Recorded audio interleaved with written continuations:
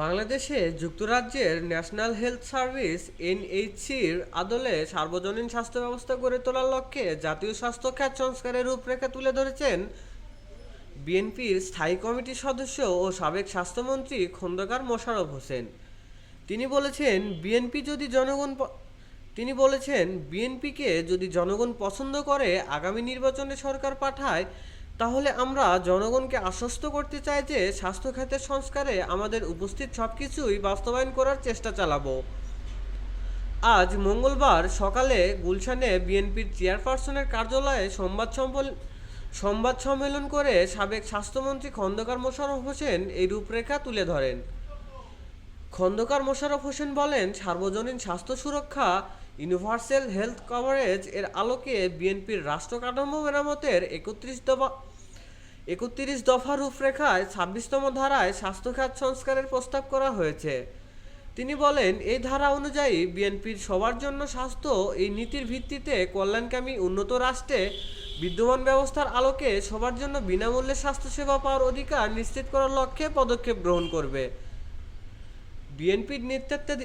বিএনপির নেতৃত্বাধীন ৪ দলীয় জোট সরকারের স্বাস্থ্যমন্ত্রী খন্দকার মোশাররফ বলেন, যুক্তরাজ্যের ন্যাশনাল হেলথ সার্ভিস বা এ জাতীয় সার্বজনীন স্বাস্থ্যসেবা ইউনিভার্সাল হেলথ কভারেজের আলোকে সবার জন্য সর্বোচ্চ স্বাস্থ্য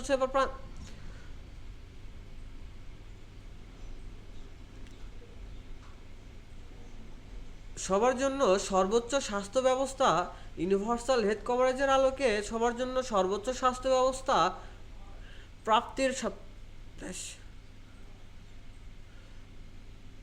সবার জন্য সর্বোচ্চ স্বাস্থ্যসেবা প্রাপ্তির প্রয়োজনীয় সব পদক্ষেপ গ্রহণ করা হবে।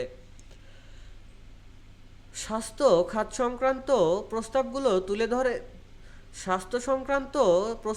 তুলে ধরে তিনি বলেন, বিএনপির আগামী দিনে ক্ষমতায় এলে দারিদ্র্য বিমোচন না হওয়া পর্যন্ত সুবিধাবঞ্চিত হতদরিদ্র জনগণের জন্য সামাজিক নিরাপত্তা বেষ্টনী আরও সম্প্রসারিত হবে।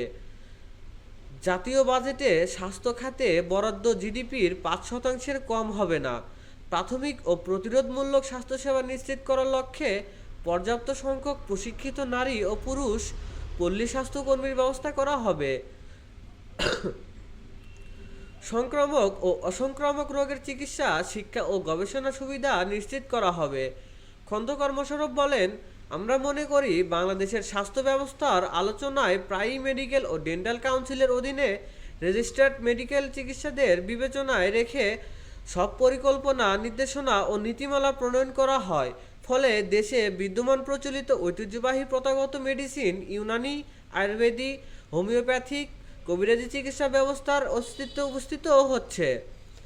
ফলে প্রচলিত চিকিৎসা ব্যবস্থার অধিকতর উন্নয়ন, আধুনিকায়ন ও বৈজ্ঞানিক করার লক্ষ্যে প্রয়োজনীয় গবেষণা ও বিবিধ সহায়তা প্রদান সমান গুরুত্বপূর্ণ।